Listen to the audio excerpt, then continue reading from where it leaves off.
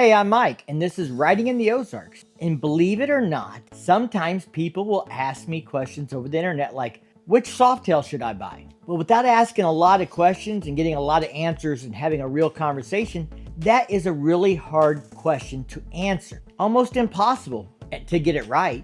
I mean, you need to know, what kind of riding do you like to do? Are you riding Sunday afternoon, 100 miles tops? Are you doing long hauls? Are you riding two-up? Are you riding solo? Do you like to carve canyons? Are you quite happy doing the speed limit in a straight line?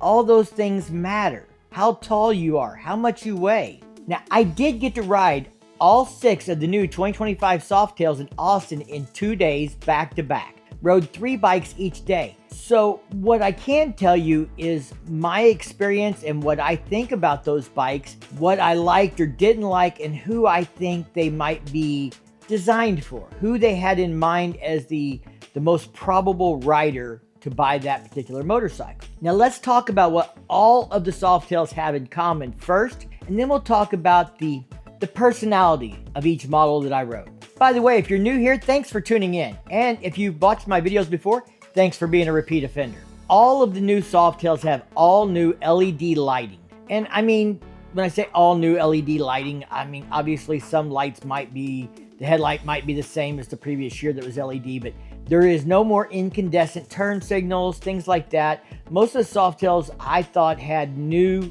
turn signals in the rear, new brake light, and I liked them. In fact, I wish there was a way to convert those for the older models. I even asked about the compatibility with my wife's 2018 Sport Glide, actually 2019 Sport Glide, excuse me, dear. But they said the charging system and stuff was different, geared different for these LEDs, so they didn't really feel like it was backward compatible. To be honest, there's aftermarket solutions. Now, if you aren't familiar with all the most recent Softails, a bunch of them, a ton, including my wife's 2019, have a USB port underneath the fuel tank that you can run a line up to charge a phone on the handlebars, things like that. In 2025, they went from the old standard square USB to a USB-C connect. Also, the 2025s have 2 heated gear connections under the seat, just like the touring model. The 2025s have new hand controls that are more similar to the hand controls on like the 2024 and up touring models. Not as many buttons, they don't have as much stuff to control like the infotainment center and all that, but similar in design. And my wife, who's riding a 2019 Sport Glide, liked the hand controls when I showed them to her at the dealership. You also get an adjustable brake lever on all of the new 2025s. We got new gauges, and like the Lowrider ST, instead of having that little rectangle gauge that was on it and the Breakout and stuff, now have a round analog looking gauge with a digital readout in it. That digital readout allows you to see what mode you're in, what gear you're in, how much fuel you have remaining, what your trip is, TPMS. Yeah, TPMS is built into all the new Softails. That's pretty cool, and you can see it right there in the display by triggering through that trip button. Now, I know somebody's going to ask, why didn't they do the new gauge like the Sportster S gauge that has navigation in it? And I asked that question, and the answer is A, according to Harley Davidson, customers prefer the analog looking gauge, and B, cost. It would increase the cost of the motorcycles, and they didn't think the bulk of customers would want it. So they opted to not go with that gauge. Also, all the Softails have new suspension, and what I'm talking about there is new spring rates. They went from a progressive spring rate to a standard or straight rate spring. So they say that this new tuning and the new suspension is more predictable for rebound, things like that. They all have new ride modes: rain, road, and sport. Now, sport is unique to some different variations of the engine, where rain and road are the same across all 6 models. We also got safety modes like rider safety aids like ABS, straight line and cornering, traction control, straight line and cornering, drag slip torque control, straight line and cornering. And, oh yeah, cruise control is standard. Cruise control is standard on all the 2025 models. I think that's a great change. You know, what do you guys think? Now, there was also a new engine for all the 2025s. And when I say new, we're, newish. So they're all a 117. So that's an upgrade for some of them.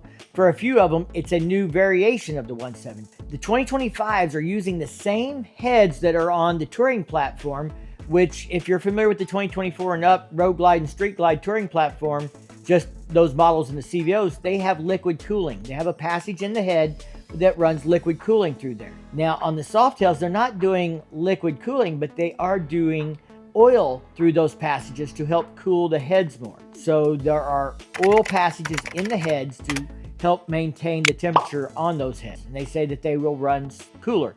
I definitely can tell you that my 2024 runs a lot cooler than my 2016 Street Glide. Now with this new motor, we get a classic variant that is on the Street Bob and the Heritage. They put out 98 horsepower and 120 foot-pounds of torque. The next step up is for the Fat Boy and the Breakout, and I think that's called the Custom, and it's 104 horsepower and 126 foot-pounds of torque. Now the Lowrider S and the Lowrider ST have the 117 HO, and that has the Screaming Eagle 511 cam in it, and that puts out even more power and torque. We're looking at 114 horsepower and 128 foot-pounds of torque. Now these are at the crank. Those numbers are all at the crank, not at the rear wheel. Oh, did I mention that the 117 HO has a higher red line also? Yeah, we bumped up the rev limiter on those for the RPMs. You know what I'm talking about. All right, first let's talk about the Street Bob. That is probably the most minimalistic looking kind of bobber-esque Softail in the lineup. Very, I would say old school in a way, you know, like I said, very minimalistic. I have a friend that has a Street Bob that he put forward controls on, and part of why he liked it because it looks stripped down. The Street Bob has the lowest seat height of any of the Softails that have mid controls.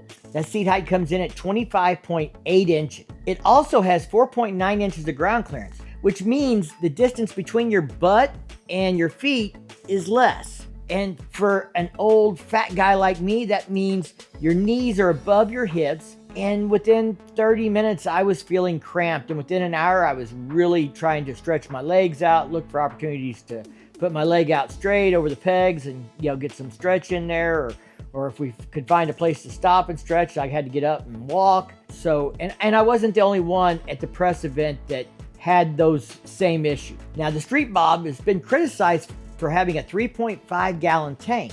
But the reason it has that tank, that smaller tank allows you to see more of the motor. And that's kind of what they were going for on this bike. They wanted to really show off that Milwaukee 8 engine, and this bike allows them to do that more so than some of the others. But that means with the 3.5 gallon tank, you are sacrificing some range. Now I do think the round intake air cleaner looks cool on the Street Bob. That's very Evo-ish era looking, so I like that. That's kind of the era I really started getting into Harleys in, was the Evo era, late 90s, you know, that kind of thing. So I dig it. I get it if it's not everybody's thing, but I think it's cool. The bike comes in at just 646 pounds, so it is one of the lighter bikes as well. And we get a 19-inch and a 16-inch tire that you have the option of getting the tubeless spoked rims on. And they actually looked pretty good. The bikes we were riding in Austin had that option on there. And I thought for a spoke wheel, they looked pretty good. It was not real obvious that the spokes went to the outside of the rim if you weren't paying attention, if you weren't looking for it. If you just did a glance, they looked like a nice spoked rim.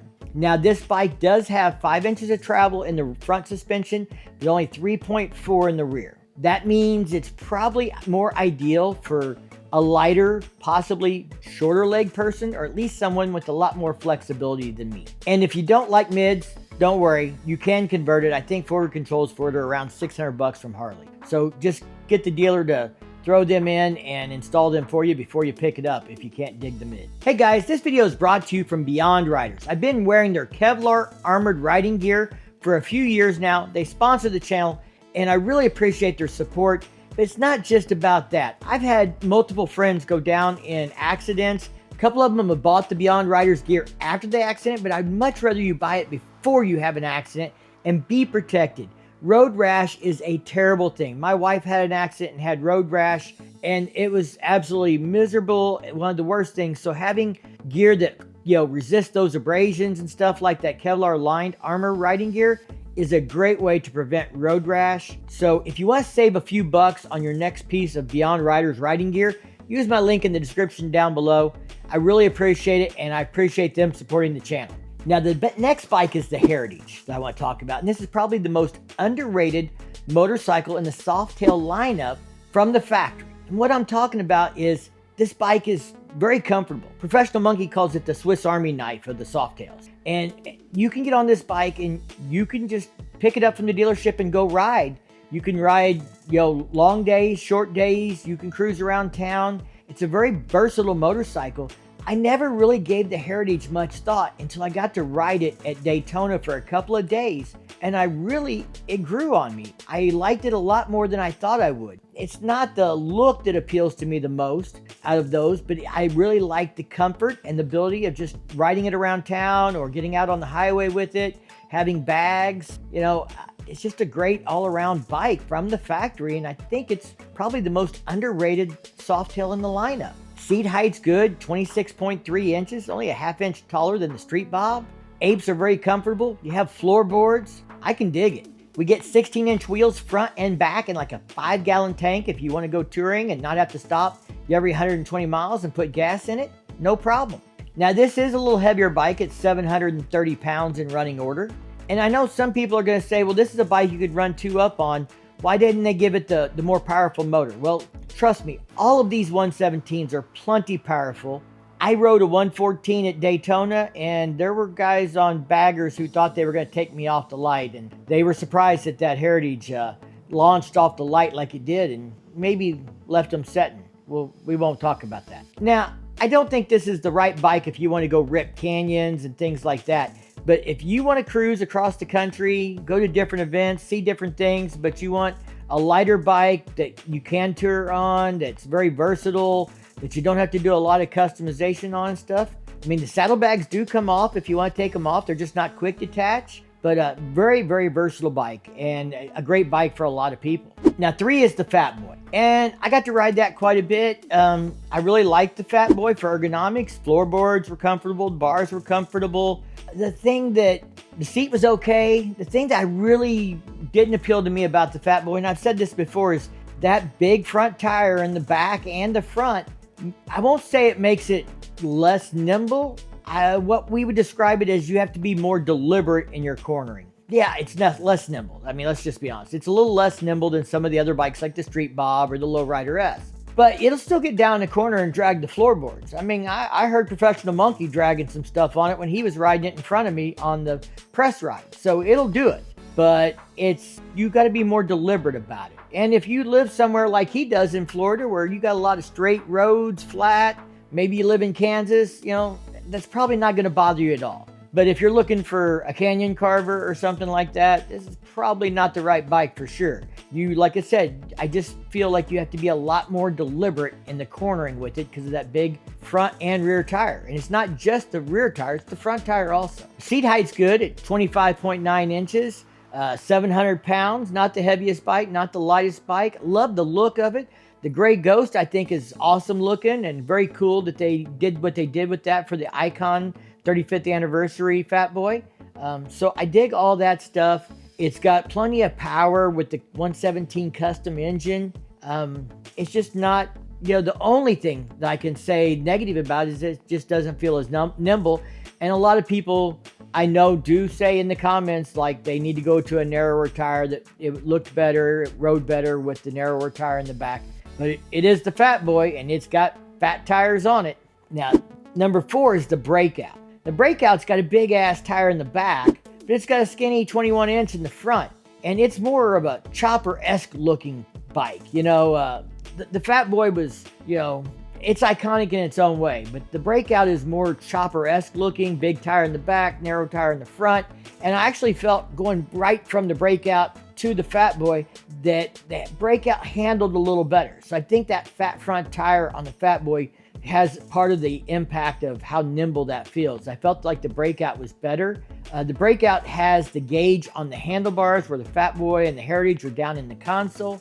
And the only thing I didn't like about that was instead of the gauge being maybe above the handlebars, it was like right in the middle. So it's just like the handlebars come directly out the sides of the gauge, and aesthetically, I didn't like that quite as well, but I mean, I do like the gauge. I just didn't quite like the way it was placed on the bar. Not a huge thing, but just personal preference. I like the Breakout. It rode good. Probably had one of the most comfortable seats out of the Softails that I rode in Austin. And that's really the first time I've got to ride a Breakout. And I was quite surprised how much I liked it, and I liked the ergonomics on it. Again, it's chopper-esque. You're stretched out, forward controls. For me, I was very comfortable on that bike. It has one of the longer wheelbases with like 93.5 inches. Again, we have that 117 Custom. That's that middle of the road variant for power. Plenty of power. And this probably has the lowest seat height of all the Softails at 25.6. Lower than the Street Bob even. So you get that long, low look. Very cool. Probably not a bike you're going to take across country or ride 700 miles on unless you're just hardcore, but it can be done. Lots of guys rode choppers like that in the old days. I'm just lazy and like my tour bike for that kind of ride. Next is the Lowrider S, and I probably rode this as much or more than any other bike while I was in Austin. I like the Lowrider S. I was a Dyna Lowrider S guy in the early days of riding and stuff, so maybe the Lowrider S has got a sweet spot in my heart and stuff, but very nimble, very fun. Much more the canyon carver kind of bike, aggressive riding, small little cowl over the headlight and stuff. And I really like the Lowrider S, but again, it's mids. If you're long-legged or if you're not real flexible, you're maybe a little older, your hips aren't quite as flexible as they used to be, you might have a little issue with it. It's not as bad as the Street Bob though, because the Lowrider S has 4.4 inches of suspension travel. It's a little taller in the seat. We're up about 27 inches, so you have a little more space between your ass and your feet, and you don't feel quite as cramped on it. It was not as bad as the Street Bob for sure. And I think the new gauge for the Lowrider ST and stuff, the round gauge, is a big improvement. So I like that. Now the sixth bike is the Lowrider ST, and that's a Lowrider S with a bigger fairing and bags on it all, and about another 40 pounds.